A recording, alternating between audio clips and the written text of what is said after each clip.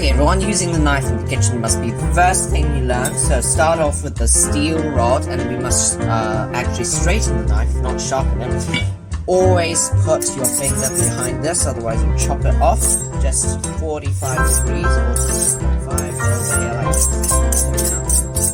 Must grab the cucumber or a carrot, is the easiest. Just chop straight away in half.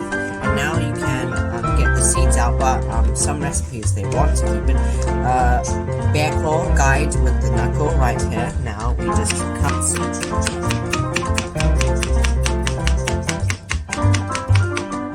Excellent. Now again, I'll just do this really slow. Use your knuckle and over here, and just literally guide.